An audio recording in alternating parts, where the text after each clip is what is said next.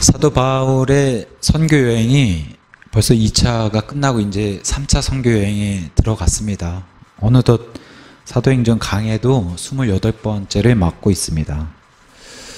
18장 24절부터 시작하는 오늘 이제 본문들은 에베소에 관련된 그런 에피소드들이 쭉 나오는데 그 에피소드가 무려 6가지가 나옵니다. 그래서 그 에피소드들을 한 가지씩 이제 살펴보려 합니다.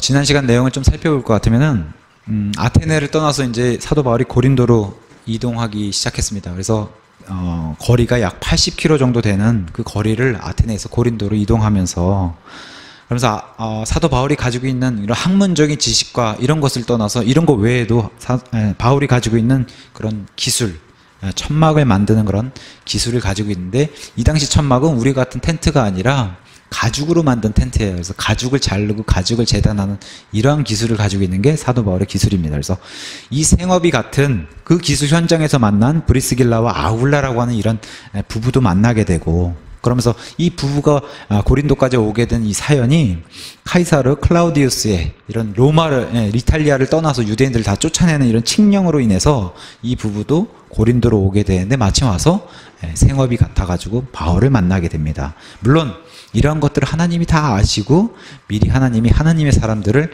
만나게 이제 예비하셨다. 우리는 또 하나님의 시선으로는 그런 것도 엿볼 수 있습니다.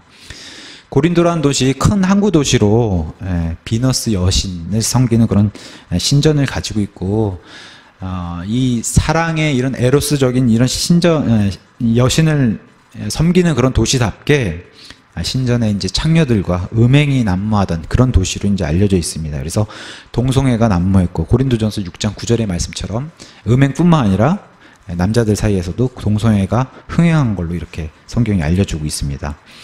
마침 이 고린도에 갔을 때 신라와 디모데도 복귀를 해가지고 마케도니아에서 이 교회, 지역 교회들의 이 헌금을 걷어다가 사도 바울에게 사례비를 가져다 주니까 사도 바울이 아무래도 그런 사례비로 인해서 힘을 얻어가지고 영안에서 눌렸던 그런 말씀을 강력하게 선포하는 것을, 그래서 회당에서 예수님이 그리스도이심을 18장 5절에 강력하게 선포하는 것을 보여줬는데, 유대인들이 스스로 반대하고 신성모독을 했다. 그래서 바울이 내 책임은 여기서 끝났고 나는 충분히 하나님의 계획을 모두 알렸다 하면서 옷을 털면서 너희 피가 너희에게로 돌아갈 것이다 하면서 손을 털고 나는 깨끗하다라고 하는 바울의 이 선포와 함께 하나님의 계획과 교리를 다 전달하였다.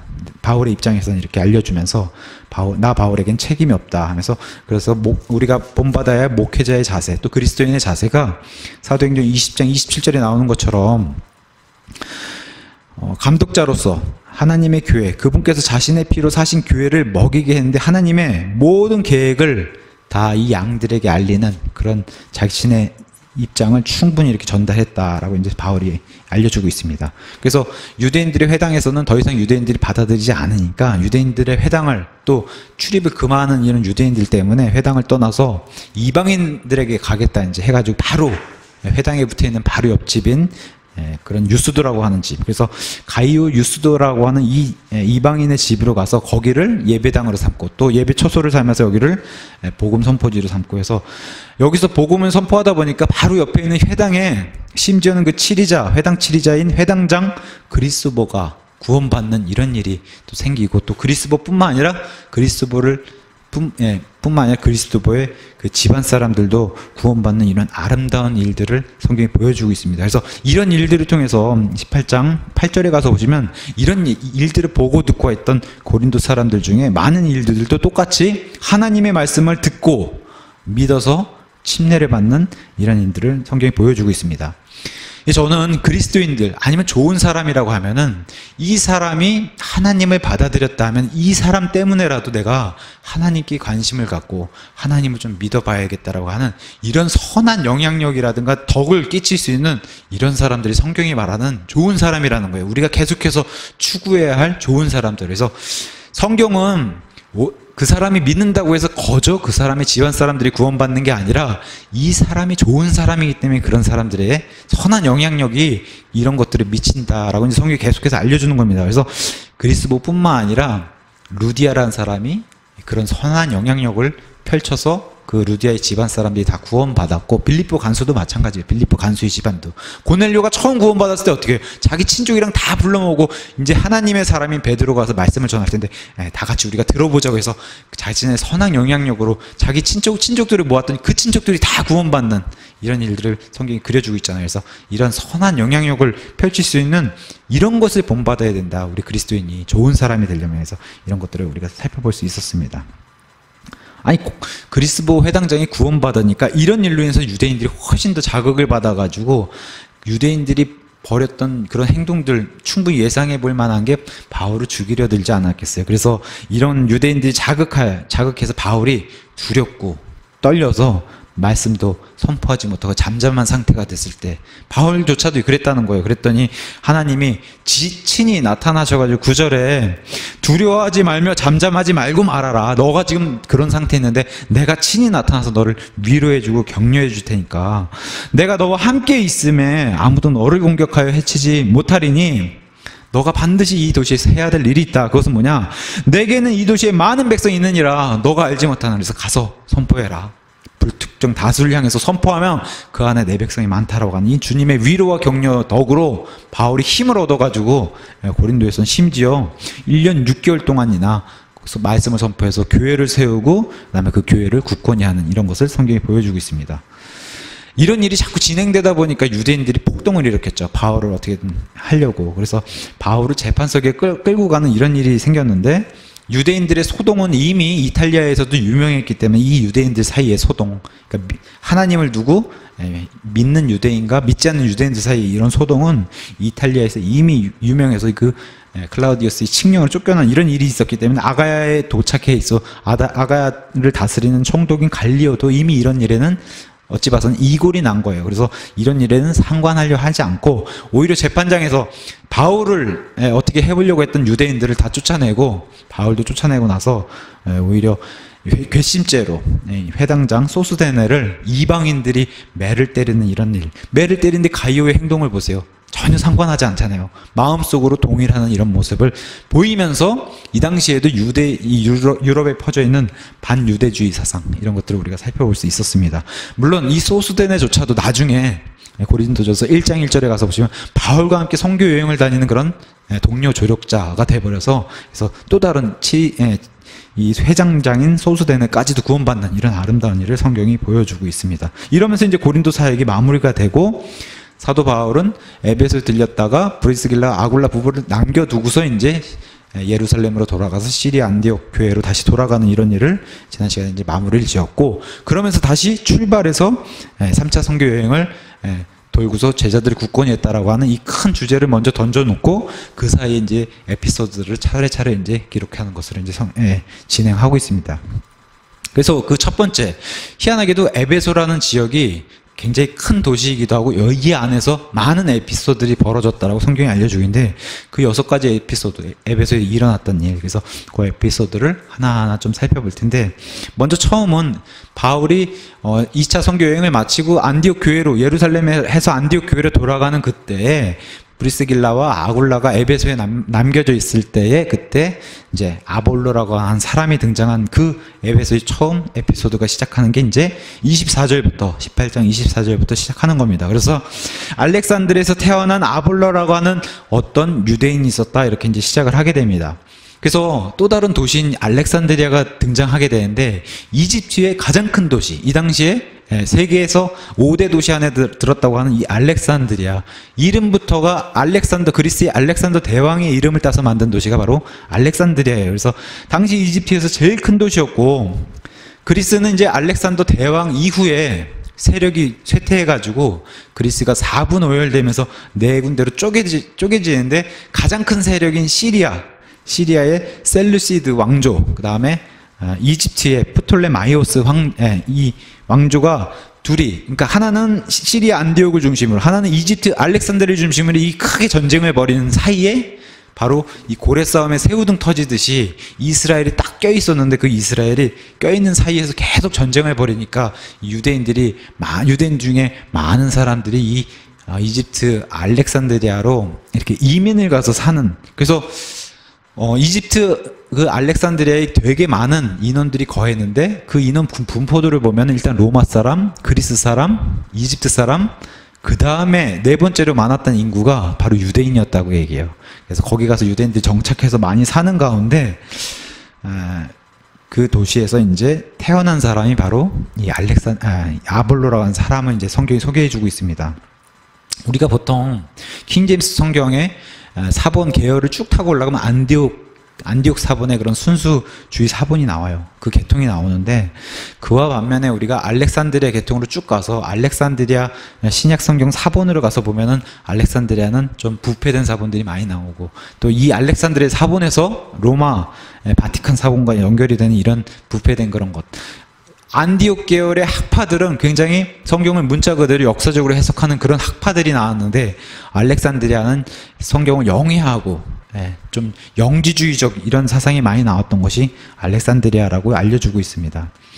어쨌든 이런 도시, 유대인이 많이 거주하고 있는 알렉산드리아가 단점이 하나 있었던 게 알렉산드리아는 그리스의 지배를 받아가지고 그리스 문화가 굉장히 팽배하게 있는 그런 나라였는데 이 그리스 문화하고 유대인들이 내려가서 이 헤브라이즘, 자기네 히브리 문화하고 섞어서 섞인 문화가 탄생한, 그러니까 종교 같은 것도 혼합주의 이런 게 탄생한 게 바로 그 알렉산드리아 도시다 이제 이렇게 얘기를 할 수 있습니다. 어쨌든 이런 도시에서 태어났는데 아볼로라고 하는 사람은 많은 학문을 공부한 그런 사람을 성경에 등장하고 있고 특히 24절에 가서 보시면은 이 유대인이 이제는 에베소에 이르렀는데 그는 말을 잘하고 성경 기록들에 능통한 이런 자로 그래서 구약 성경에 굉장히 능통한 성경 기록이라 해봐야 이제 구약 성경밖에 없었으니까 해서 구약 성경에 능통한 그런 사람으로 성경이 소개를 해주고 있습니다. 저는 참 이 아볼로라고 사는 말을 잘한다고 했잖아요. 요새 우리가 이제 유튜브를 보잖아요. 유튜브를 보면 이제 우파 유튜버들 가운데서도 말을 잘하는 사람들이 굉장히 많아요. 그죠? 제가 이렇게 딱 보면 야 저런 사람은 진짜 저런 재주 가지고 하나님의 말씀을 알리면 얼마나 좋을까 참 그렇게 탐나는 사람들도 많아요. 근데 아쉽게도 그렇지 않죠. 그런 일을 하려고 하질 않죠. 근데 그런 좋은 탤런트를 가지고 하나님이 주신 재능이 있는데 그런 것을 하나님을 위해 쓰면 얼마나 빛이 날까. 저 같은 사람보다 훨씬 더 잘할 텐데 그런 안타까운 좀 생각이 듭니다. 주님의 좀 사역들을 이런 시대에 좀 많이 했으면 좋겠다라는 그런 생각이 드는 사람도 많은데 어쨌든 아볼로는 굉장히 말을 잘하는 사람. 이 말로 사람들을 요새 이제 뭐 강연 잘하는 사람들 보면은 한 뭐 30분이든 40분이든 시간 주어주면 그냥 눈물 콧물 다 빼내잖아요. 청중들을. 그죠? 그래서 그런 사람들 보면 참 진짜 재능이라는 게 대단한 거구나 이제 이렇게 보이게 되는데 아볼로라는 사람이 아마 그런 사람이었던 것 같아요. 그래서 이 사람은 정말 말씀에 이렇게 능통하고 말씀에 잡혀있는 사람이었다. 그래서 25절에 이 사람이 전에 주의 길 안에서 가르침을 받아 그러니까 학문을 이게 추구하고서 이 성경 기록들을 파고드는데 그러다 보니까 가르침을 받아서 영이 뜨거운 사람이었고 주에 가는 것들을 게으른 사람이 아니라 부지런 사람이라는 거예요. 그래서 하나님의 일들에 대해서 부지런해가지고 가르치는 것에 대해서도 부지런했다. 말하는 것에서도 부지런했다. 근데 여기서 안타까운 게 요한의 침례만 알았다는 거예요. 요한의 침례. 이게 이제 치명적인 약점으로 드러나는 거예요. 요한은 분명히 28절 말씀 가서 보세요. 28절 가서 보시면 나중에는 이렇게 된 겁니다.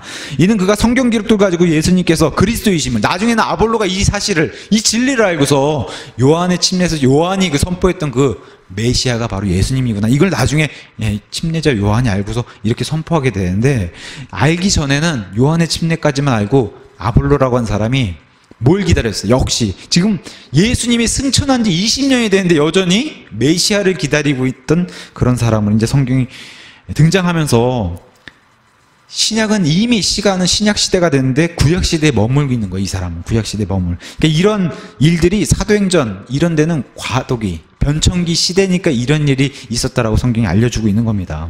그래서 이런 사람들이 유대인의 문제가 뭐예요? 하나님의 지식을 추구하는 그런 마음은 강하고 한데 열심도 있는데 올바른 지식이 아니라는 거예요. 유대인들이 잘못 나간 삐뚤어진 그런 지식처럼 올바른 지식이 아니다. 근데 아볼로라고 하는 사람 우리가 성경 기록에 하나님이 증언하시다시피 어떤 사람이에요? 받아들일 준비가 되어 있는 사람이 마음이 부드럽고 겸손한 사람이라는 거 우리가 한눈에 알 수 있습니다. 누가 와서 그건 잘못했다라고 얘기해 줬는데 그걸 귀를 역을 들으면서 받아들일 준비가 있는 그런 사람, 이런 사람들에게 하나님이 찾아오시는 거예요. 찾아오셔가지고 브리스길라 아굴라 같은 하나님의 사람들을 붙여주는 겁니다. 준비가 돼 있다는 거예요. 마음을 열고. 그래서 메시아를 여전히 기다리고 있는 이 사람에게 진짜 메시아를 알려주는 거. 그래서 마태복음, 사도행전, 이런 복음서들과 사도행전 이런 것들은 변천기와 과도기를 기록한 책이라서 조심스럽게 봐야 된다. 이런 데서 걸려 넘어질 수밖에 없으니까 조심스럽게 봐야 된다라고 해서 잘 이해해야 된다. 이제 이것을 우리가 명심해야 된다는 겁니다. 우리가 이렇게 주변을 둘러보면은 교회 다닌다는 사람들 가운데서 그런 사람들 많잖아요. 예수님 탄생부터 신약 시대인 줄 알고 11조를 예수님이 내셨다고 막 주장하고 이런 사람들도 있고, 그죠? 십자가 사건 이후가 신약 시대인 걸 모르고 그냥 복음서부터 신약 시대라고 얘기하고, 또 사도행전이 이런 변천기 과정에서 이해하려고 하지 않고 사도행전에 나왔으니까 그 방언을 해야 된다. 신약 시대니까 방언하지 않냐. 이런 것을 주장하는 이런 사람들. 그러니까 순수한 사람들이긴 한데 깊게 생각하지 않고 이런 단순하게 또 이런 부분에서 너무 단순하게, 최근에 이제 뭐 성경을 50도 읽었다고 한 사람, 저희가 봤을 땐 그분은 순수하신 분이에요. 성경을 그렇게 사랑하시고 성경 50도 읽기가 쉽지가 않잖아요. 이런 분들이 그 50독을 읽어도 여전히 이스라엘의 그 11조를 찾아서 복을 받으려고 하고 아브라함의 복을 논하고 있으니까 이게 답답한 거죠. 성경을 그렇게 많이 읽었어도. 지식이 완전하지 못했다는 거. 여기 아볼로조차도 구약 성경이 그렇게 능통한데, 그래서 신약 시대가 언제부터인지, 십자가 사건 이후가 신약 시대라는 거예요. 그래서 우리가 누가 우리한테 와서 신약 시대가 언제냐 이걸 물어봤을 때 설명해 주려면은 히브리서 9장을 펼치고, 신약 시대는 반드시 죽음이 있어야 된다. 상속을 받으니까, 우리가 신약이라고 줄여서 얘기하자면 사실은 그걸 풀어서 설명하면 새 상속 언약입니다. 새 상속 언약. 상속을 받아야 되는데, 상속을 받으려면 상속해 주려고 한 사람이 죽어야 되는데 예수님이 돌아가시지 않으셨으니까 신약이 아직 펼쳐지지 않았고, 십자가에서 드디어 예수님이 돌아가시기 때문에 이 새 상속 언약이 펼쳐지면서 신약 시대가 열린다. 신약 시대가 열렸다고 해서 신약 교회가 시작하는 거 아니에요. 이것도 정확히 하셔야 돼요. 신약 시대가, 부활 이후에 신약 시대가 열려서 시작은 했는데 그 사이에도 또 과도기가 있어요. 예수님이 이 땅에 40일 동안 부활하시고 나서서 지내시던 그 기간, 승천하시고 나서 열흘 뒤에 이제 오순절 사건이 시작하는데, 신약 시대가 시작하고 나서도 50일 있다가 신약 교회가 시작하는 거예요. 이것도 정확히 나눠서 보셔야 되는 거예요. 신약 시대가 시작하고 신약 교회와도 또 다른, 신약 교회는 정확하게 성령님이 내주하시고 나서부터 신약 교회가 시작한다. 이런 것들이 다 사도행전 안에 자세히 기록이 되어 있는데 이런 것들 잘 나눠보지 않아가지고 어려움이 좀 있다라는 이제 말씀드릴 수 있습니다. 신약 교회는 정확히 오순절 사건 이후에요. 그래서 사도행전 2장에 나온 것처럼. 그래서 구약시계 이런 것들을 탈피해야 되는데, 많은 기독교들이 구약시계에서 이렇게 신약 시대도 시작했고 신약 교회도 시작했는데 이런 구약시계에서 탈피하지 못하고 여전히 교회를 성전이라고 얘기하고, 여기 가운 입고, 그죠? 어깨도 이렇게 넓은 그 가운 입고 나서 제사장 여기 종치면서 제사장 노릇하려고 하는 이런 목사를 두고서 제사장이라 한다든가, 이런 구약식 교회에서 탈피를 아직 못하는 그런 교회들 우리가 눈여겨서 많이 보고 있습니다. 그래서 우리는 이런 교회가 아니라 예수님이 원하시는, 예수님이 하시겠다고 하는 그런 마태복음 16장 18절에 나온 내 교회를 이제 앞으로 할 것이다라고 하는 will이란 단어를 써서 미래형으로 표현한 그 교회를 하겠다고 모인 사람들입니다. 마태복음 16장에 교회가 나왔다고 하니까 마태복음 16장이 신약 교회가 시작한 게 아니라, 신약 교회는 오순절 사건 이후에 시작하는 거고 예수님이 하겠다라고 미래형으로 말씀하신 거예요. 그 교회를 우리는 하는 겁니다. 그래서 사도 바울이 신약 성경에 자기 자신의 편지 안에 많이 다 기록해 놨어요. 신약 교회는 이렇게 하라고. 그래서 로마서부터 시작해가지고 이 서신서 안에 있는 교회에 생겨나는 이런 교리에 정립한 것들, 우리가 그런 이 서신서대로 하는 교회가 바로 신약 교회다. 이렇게 이제 알 수가 있습니다. 그래서 우리는 바울 교회 서신들에 나온 그 확립된 교리를 중심으로 하는 그런 신약 교회고, 구약의 하나님이 정확하게 더 집중 조명돼가지고 신약에서는 그 하나님의 아들 예수님으로 더 명확하게 집중 조명됐다. 이게 바로 신약 시대에 우리에게 알려준 복음이고, 더 확실한, 뭐라겠어요, 더 이렇게 현미경을 들어보다 본 더 자세한 그런 것이라고 우리가 생각할 수 있습니다. 26절에 가서 보시면 그가 회당에서 담대히 말아서, 회당에서 이제 유대인들의 관례에 따라서 선포할 수 있는 이런 것을 잘 알고 있기 때문에 아볼로가 선포할 때 브리스길라와 아굴라 부부를 만났어요. 만나가지고 이 브리스길라 아굴라 부부가 들어보니까 구약 성경이 능통한데 예수님을 모르는 것을 발견하고서 그래서 이 부부가 어떻게 했다고 얘기해요. 그가 회당에서 담대히 말하기 시작하고는 아굴라와 브리스길라가 그의 말을 듣고 그를 데리고 가는 거예요. 데리고 가서 그에게 하나님의 길을 더욱 완전하게 설명해 주니라. 더욱 완전하게. 아니, 완전한 건 완전한데 더욱 완전한 건 뭐예요? 성경이 왜 이런 표현을 했냐? 완전하다면 100%라는 뜻인데 그런 뜻이 아니라 성경은 충분하다는 거예요. 우리가 완벽하다고 성경이 우리를 표현해 줘. 의인은 완벽하다. 근데 우리가 100% 완벽할 수 있나요? 그건 거짓말이에요. 성경이 말하는 완벽하다는 것은 하나님 보시기에 충분하다는 거예요. 하나님이 노아를 선택했어요. 노아가 방주를 만들기에 완벽한 사람이라 표현해요. 완벽한 의인이다. 근데 그 표현은 뭐예요? 하나님 보시기에 충분한 사람이다. 의인으로서 하나님의 일을 하기에 충분한 사람이다. 이렇게 했는데 여기 브리스길라 아굴라도 갔더니 이 아볼로에게 조금만 설명해 주면은 아볼로가 충분히 그런 받아들일 준비가 돼 있다. 그래서 하나님의 길을 완벽하게 충분히 설명해 줬다는 겁니다.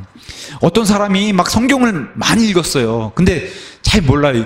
막 구절을 찌르면은 막 구절이 줄줄줄로 나오는데도 그 원리를 이해 못한 사람도 있어요. 근데 가서 이 구절은 이런 뜻입니다라고 알려주면 어떤 사람은 눈이 열리면서, 그죠? 비늘이 벗겨지면서 정말 신약 교회가 무엇인지 깨닫는 그런 분들이 있어요. 그런 분들이 바로 이 아볼로와 같은. 근데 이런 역할을 인도해 준 사람이 브리스길라와 아굴라다. 그래서 우리가 배워야 되는 자세가 이런 거예요.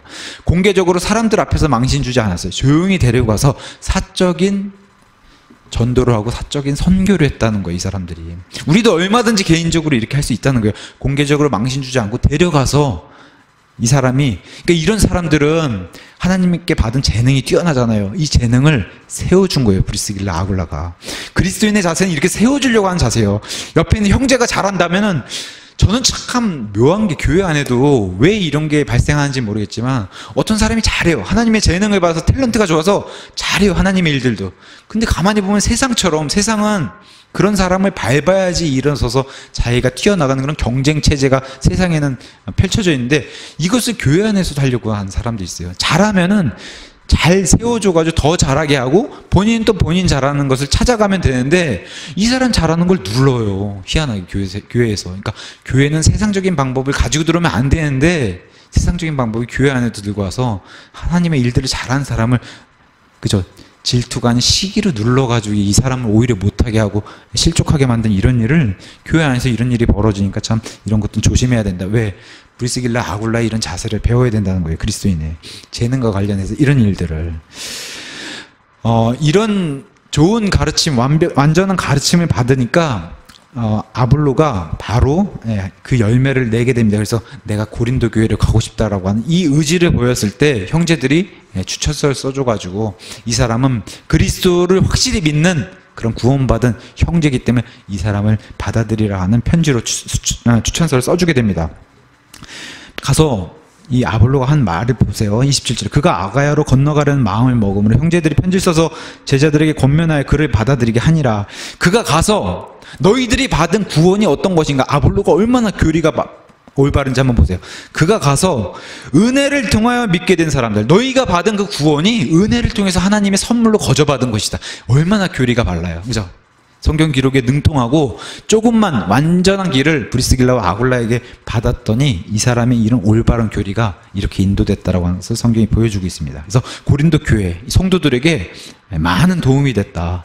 아니, 도움이 많이 되는데 성도들의 누룩도 같이 보여준 걸로 성경이 알려주고 있습니다. 그래서 고린도전서 1장 3장에 나오는 것처럼 바울도 원하지 않았어요. 아볼로도 원하지 않았는데 나는 아볼로파다, 나는 바울파다, 게바파다, 그리스도파다, 이런 파당들이, 고린도 교회는 대형 교회이기 때문에 이런 파당들이 많이 생겼다라고 성경이 알려주고 있어요. 우리가 글쎄요, 지난날 교회에서도 이런 거 많이 겪어보지 않았습니까? 담임 목사파, 부목사파, 그죠? 장로파. 교회 안에 이런 건 있어서는 안 된다는 거예요. 근데 이 지도자들이 원치 않아도 성도들이 이렇게 누룩이 번져서 이런 일이 들어올 수 있으니까 교회에서 이런 것을 잘 보고 이런 것들이 생겼을 때 이런 것들은 과감히 자를 수 있는 그런 일도 우리가 해야 된다라고 이제 알려주고 있습니다.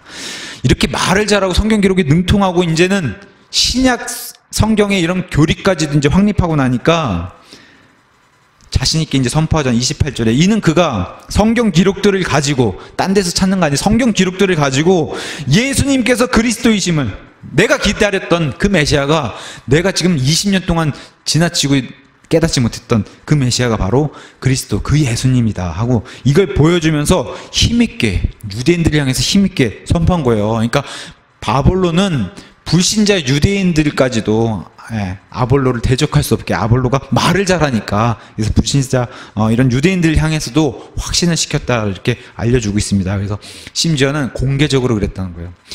브리스길라 아굴라는 사적으로 선교했어요. 근데 이 아볼로라고 하는 사람이 이렇게 세워지고 나니까 아볼로가 그 재능을 여기 와서 발휘하는 거예요. 공개적으로 선포하는 이 메시아 그리스도를 선포하게 됐다. 이런 좋은 열매도 성경이 보여주고 있습니다. 그래서 매튜엔이라는 주석가는 반대하는 불신자들조차도 이 아볼로의 가르침을 받아들일 수밖에 없었다, 이렇게 이제 표현하고 있습니다. 자, 그러면서 이제 사도 바울이 드디어 이제 3차 선교 여행을 이제 시작하는데, 3차 선교 여행이 소아시아의 많은 지역 가운데 에베소를 딱 지적해서 에베소에서 많은 일들이 일어나는데, 그 두 번째 에피소드로 이제 19장부터 시작하는 이 에베소의 일들을 이제 설명해 주고 있습니다. 아볼로가 고린도에서 이제 사역을 하는 동안에 바울이 위 지방들, 소아시아 이 터키 지방들을 두루 다니고 그러다가 이제 에베소에 이르렀는데 어떤 제자들을 만났다는 거예요. 당시 이 에베소 역시, 자, 오늘 알렉산드리아 도시도 설명했는데 이 에베소 역시 소아시아 지역의 수도로 있는 가장 큰 도시. 그래서 5대 도시 안에 들어가는 게 에베소. 그러니까 이 당시에 로마가 크고 알렉산드리아가 크고, 그다음에 안디옥 도시가 크고, 빌립보, 데살로니가, 여기 지금 에베소 다 대도시들이라는 거예요. 그러니까 사도 바울이 다녔던 도시들이 다 큰 도시에 가서 이 길들이 잘 뻗어 있고 많은 사람들이 오고 가고 한 이런 데서 말씀을 선포했다라는 거, 이런 데서 선포한 말씀이 온 세상으로 퍼져나갔다고 하는 걸 이렇게 이용했다고 하는 사실. 그래서 에베소는 그 당시 5대 도시고, 여기 역시 항구 도시였고, 큰 도시를 공략한 이 바울의 선교 전략으로 인해서 심지어 이 도시에 3차 선교 여행을 총 5년 동안 다녔는데 그 중에 3년을 에베소에서 있을 정도로, 에베소에서 선교를 해보니까 이 온 소아시아 지역은 다 에베소의 지역에서 선교하는 걸로 다 커버할 정도로 해서, 이따가 다시 살펴보겠지만 모든 아시아 사람들이 다 에베소에서 사도 바울의 말을 믿든지 안 듣든지 한 번씩은 다 들어본 그런 일을 성경이 그려주고 있습니다. 에베소 도시에는 그 당시 7대 불가사의라고 하는 전 세계에 그런 다이애나 신전이 있었다라고 이제 알려지고 있습니다. 여기 성경의 말씀처럼. 그래서 다이애나 신전, 그래서 이 여신을 섬기게 됐을 때는 풍요와 다산, 잘 산다는 거예요. 사람들이 좋아하는 이 땅의 복을 충만히 받는 그런 여신으로 등장하게 됩니다. 그래서 젖가슴이 굉장히 많이 달려있는 그런 여신으로 등장하고 있고, 여신을 숭배하다 보니까 어김없이 등장하는 게 바로 음행, 여신 숭배 사상의 그 신전이 있고 그 신전에서 거하는 창녀들이 있었기 때문에 음행과 타락한 문화가 역시 이 에베소 도시에도 난무하던 그런 것을 우리가 살펴볼 수 있습니다. 사도 바울은 여기서 특별한 장소를 얻게 되는데, 그것은 바로 두란노라고 하는 유명한, 그 두란노라고 하는 이름을 가진 그 사람의, 우리가 과거엔 두란노 서원이라고 얘기했는데 지금은 영어로는 스쿨로 돼 있어요. 그래서 두란노 학교, 원래 학교로 운영하던 그 학교에서, 그 학교가 비는 시간에 바울에게 그것을 빌려줘가지고 바울이 거기서 신학을 가르치는, 그래서 두란노 학교에서 바울이 3년 동안 사역을 하게 됩니다. 사도행전 20장 가서 보시면 에베소의 그런 바울이 세웠던 목회자들 앞에서, 그 장로들 앞에서 눈물을 흘리면서 이 에베소 지역에서 했던 사역 자체가 쉽지 않았다, 눈물의 사역을 보여주는. 그래서 이 에베소란 도시 자체가 그렇게 쉬운 도시가 아니었고, 이 다이애나 여신 신전을 섬기는 이 에베소 도시는 또 하나의 특징이, 여기서 다른 도시랑 다른 특징이 등장하는데, 도시 자체가 마술이 성행했다는 거예요. 마술. 하나님이 가증히 여기는 게 마술, 마법인데 그 마술이 성행했던 도시가 바로 에베소입니다. 우리가 잘 알다시피 계시록 7교회 가운데 나오는 그런 첫 번째로 등장하는 교회가 바로 에베소라는 교회예요. 여기 교회가 얼마나 특별했는지 바울이 자신의 영적 아들인 디모데를 첫 번째 목회자로 세웠던 교회가 에베소 교회예요. 그 다음에 거장 중에 거장, 사도 중에 사도요, 사도 요한이 와서 목회했던 교회가 에베소 교회예요. 마지막으로 말년에 목회했던 교회가 바로 에베소 교회입니다. 그래서 계시록에 가서 살펴보면 이 에베소 교회가 하나님, 예수님 향한 그 처음 사랑이 얼마나 뜨거웠던지, 그 처음 사랑을 예수님께서 칭찬하는 그런 교회로 등장하고, 에베소 교회 안에는 니골라당이 없었다고 얘기해요. 그러니까 무슨 뭐 평신도라든가 제사장 이런 계급 체계가 없고, 하나님과 이 성도 사이의 형제관계, 이런 것을 잘 유지했던 걸로 보여집니다. 근데 결국에는 예수님의 경고를 받아요. 너희가 회개하지 않으면은 결국에는 교회의 등잔대를 옮겨버리겠다고 하는, 교회의 터가 없어지는, 지역교회가 망한다고 하는 이 강력한 경고를 결국엔 받아들이지 않고 에베소는 역사 속으로 사라지고 성경 기록에만 남는 그런 교회가 된 것을 우리가 살펴볼 수 있는데, 우리 역시 마찬가지예요. 역사적으로 이런 위대한 교회들이 다 사라졌다고 하는 사실, 우리가 하는 지역교회도 이렇게 되진 않을지, 그런 것을 우리가 주의 깊게 이런 말씀을 살펴보면 좋을 것 같습니다. 결국에는 이 다이아나 여신을 숭배하는 이 여신 숭배 사상이 결국에는 나중에 로마 카톨릭이 생기고 나서 AD 430년에 여기서 열린 천주교 공회, 에베소 공회라고 하는 게 열려가지고 이 다이아나랑 마리아 숭배 사상이 짬뽕이 돼서 결국에는, 최근에 제가 어저께 진주에 내려와서 카톨릭 방송을 보니까 여전히 마리아를 두고 거룩한 하나님 어머니, 그냥 하나님 어머니도 아니에요. 거룩한 하나님 어머니라고 이제 이렇게 그 미사를 드린 장면이 뜨던데, 바로 그것을 채택한 장소가 여기 에베소예요. 에베소 공회에서 AD 430년에 거룩한 하나님의 어머니라고 하는 이 교리를 채택한 도시가 바로 에베소고, 그 채택한 이후에 한 200년이 흘러가지고 이 지역에 이제 교회가 완전히 망하게 되는 그런 것을 우리가 살펴볼 수 있습니다. 그래서 두 번째 에피소드, 여기 에베소 1 역시 아볼로와 같은 사례가 있다는 거예요. 그건 뭐냐, 구약식에 머무르는 사람들을 만난 거예요. 사도 바울이 아볼로와 같은 사례, 두 번째 에피소드 살펴보겠습니다. 1절에 가서 보시면 아볼로가 고린도에 있는 동안 바울이 위 지방들을 두루 다니고 에베소에 이르러 어떤 제자들을 만났습니다. 제자란 단어가 뜬 게 중요해요. 그들에게 이르되 너희가 믿은 이래로 성령님을 받은 적이 있느냐 하니 그들이 그에게 이르되 우리는 성령님이 계신다는 말도 들은 적이 없노라 하거늘 그가 그들에게 이르되 그러면 너희가 무슨 침례를 받았느냐, 누구에게 가서 침례를 받았느냐 하니 그들이 이르되 요한의 침례라 하매 이에 바울이 이르되 참으로 요한이 회개의 침례로 침례를 주며 백성에게 말하여 그들이 자기 뒤에 오실 분, 예수님과 탁 지적은 하지 않았어요. 내 뒤에 오실 분이라고 계속해서 표현하신 분이 있었어요. 침례자 요한은. 나는 그분의 신발끈을 풀 자격이 없다라고 얘기했고, 내 뒤에 오시는 분은 불로 침례를 주시는 그분이다. 이분이, 근데 사도 바울은 더 풀어서 설명했죠. 이분이 자기 뒤에 오실 분, 이분은 곧 그리스도 예수님을 믿어야 한다고 이렇게 얘기를 했더니 이 사람들이 똑같아요. 아볼로랑 받아들이 마음이 부드러운 사람들이었어요. 여기 제자들이 요한의 제자들이었는데 이 제자들이 온전히 받아들이고 이 신약시대의 신약교회 성도가 되는 그런 일을 성경이 보여주고 있습니다. 요한의 침례를 받은 자들이기 때문에 여기 있는 자들은 유대인들이에요. 이 소아시아를 떠돌아다니는 유대인들로 우리가 알 수가 있습니다. 성령 침례를 받았나? 아직까지 못 받은 거예요, 이 사람들은. 근데 우리가 살펴볼 수 있는 것은 여기 이렇게 준비된 사람들, 그래서 주석가들이 얘기해요. 이 사람들은 지금 과도기잖아요. 과도기니까 구약시대 예수님 공생의 당시 요한이 침례를 베풀 당시에 구약식으로 구원받은 사람들이다. 이렇게 이제 얘기하는 주석가들이 있어요. 구약식의 구원은 신약시대 구원과 별반 다르지 않아요. 구원은 오직 뭘로 받아요? 믿음으로 받는 거예요. 구약식도 믿음으로 회개의 침례를 통해서 회개하고 하나님께 돌이켜서 믿음으로 구원을 받았는데 뭐만 못 받았냐? 예수님과 그 다음에 성령님이 내주하는 이 성령 침례를 못 받았을 뿐이지 구약식으로 믿음으로 구원받은 사람들이다. 이제 이렇게 주석가들은 얘기하고 있습니다.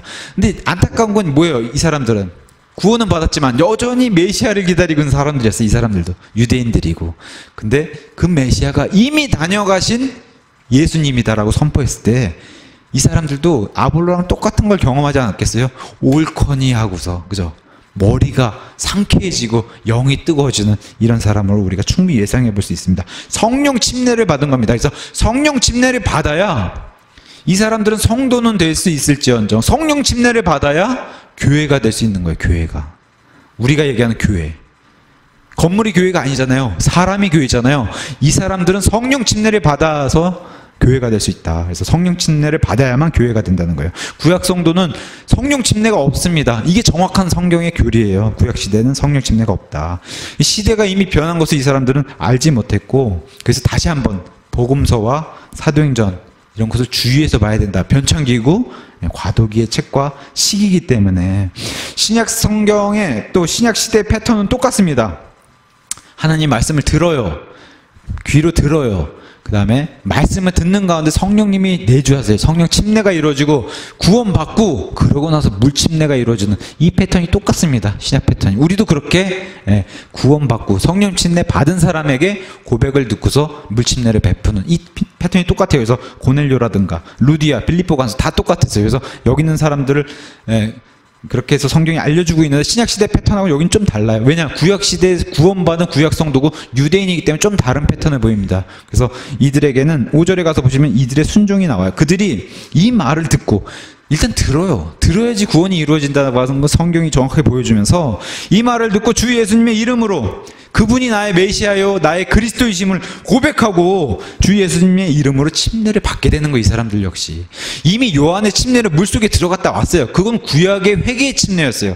이 유대인들에게 선포된 유대인들이 받아야 하는 구약의 침례, 그런 요한의 물 침례는 받은 사람들인데 이 사람들은 다시 내가 그동안 20년 동안 그걸 잘못 알고 있었고 시대가 변한 걸 몰랐었고 교회가 된 걸 이제 알았기 때문에 이제서야 다시 한번 재침례를 받는 이런 것을 통해서 잘못 믿었고 그 전에 받았던 잘못 믿는 교리에 의해서 받은 침례를 내가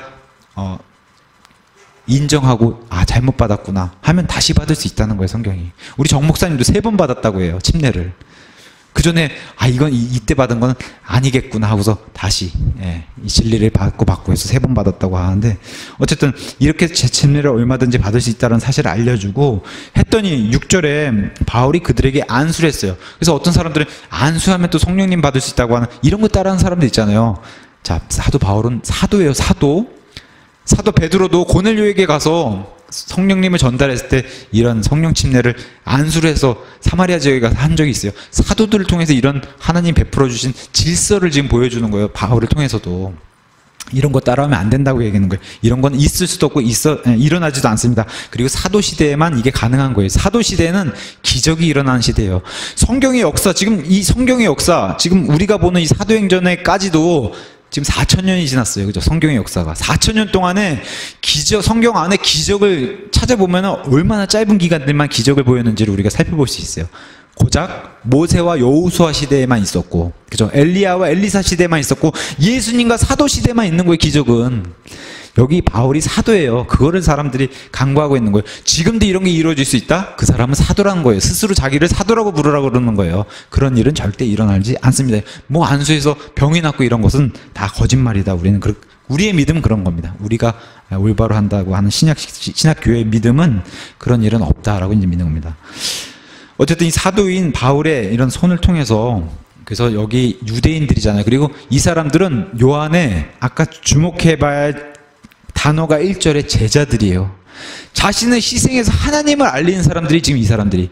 지금 요한의 제자들은 지금 떠돌아다니면서 요한의 침례와 그런 것을 선포하고 다니는 이 사람들의 그런 것을 살펴볼 수 있는데 이 사람들이 그리스도 예수님을 받아들이고 신약 시대의 이 교리를 받아들여서 이제는 이 사람들이 뭘 한다는 거예요. 타언어를 가지고 가서 이방인에게 하나님 말씀을 전달한다는 거예요. 그래서 고린도전서 14장 말씀처럼 타언어는 믿지 않는 불신자들 그들을 위해서 그들의 말을 주신 게 이 타언어 선물이라고 얘기하는 거예요. 지금 썰라썰라는 방언이 아니라 그런 건 성경에 없습니다.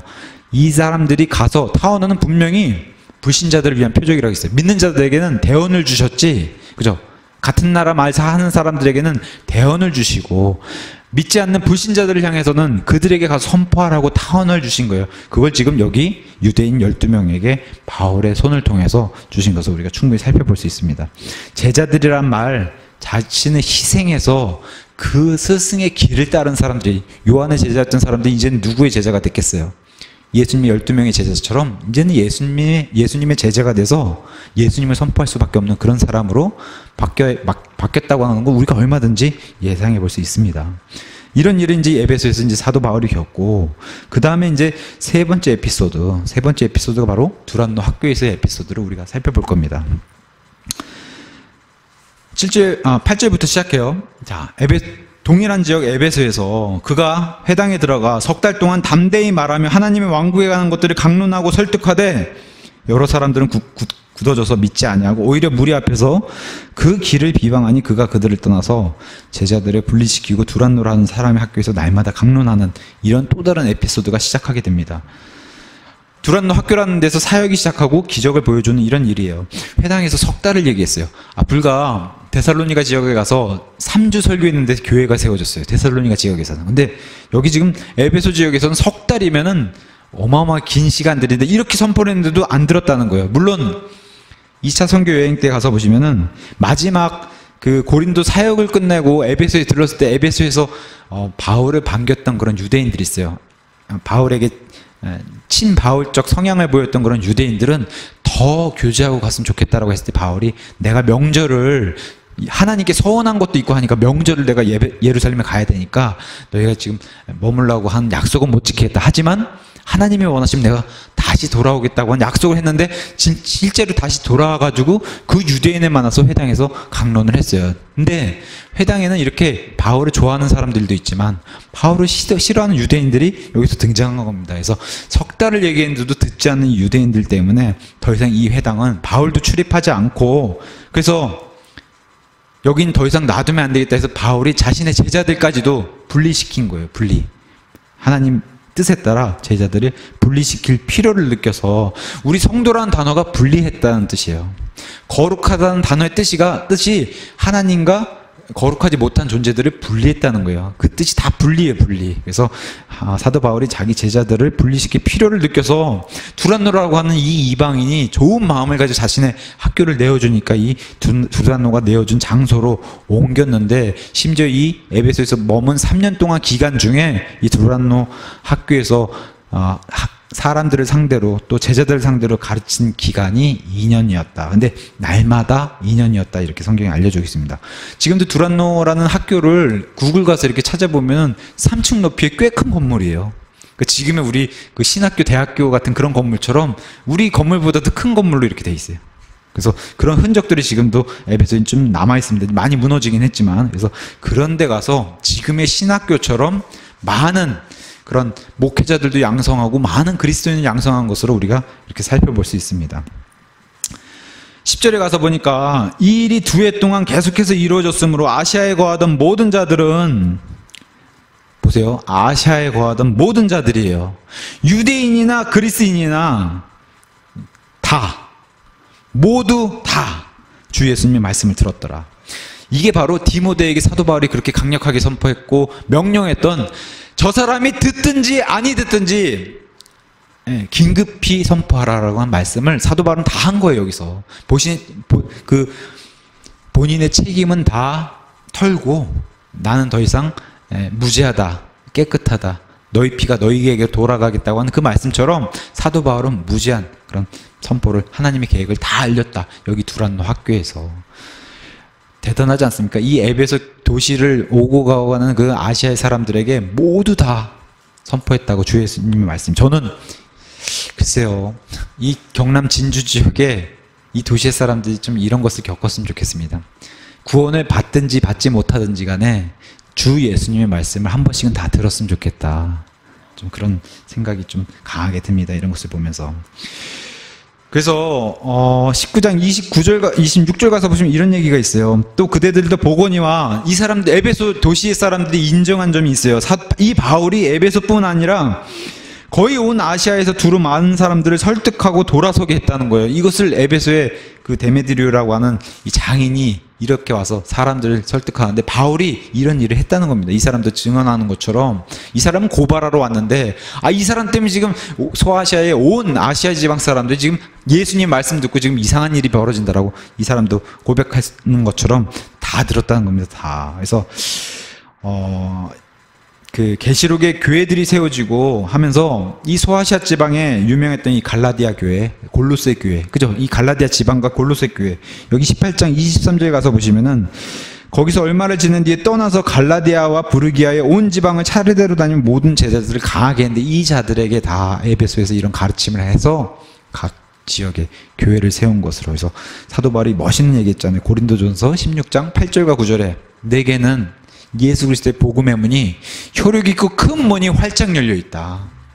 그렇게 활짝 열려 있기 때문에 선포하고 그 사람들이 구원을 받게 된 이런 일을 사도 바울이 사도행전 여기서 기록해 주고 있습니다. 그러면서 12절에 우리가 주의해서 봐야 될 게 11절에 하나님께서 바울의 손으로 특별한 기적들을 행하셨으므로 심지어 사람들이 그의 몸에서 손수건이나 앞치마를 가져다가 병자들에게 대기만 해도 질병들이 그들에게서 떠나고 악한 영들도 그들에게서 나가더라. 정 목사님이 그런 얘기 하셨어요. 제가 아는 정 목사님 그리고 우리가 아는 정 목사님이라면 참 열심히 대단한 분이세요. 그죠?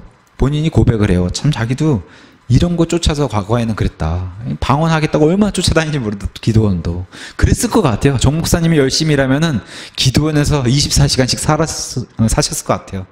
그랬는데 그런 것들이 다 배설물로 여겨야 되는 그런 똥이더라.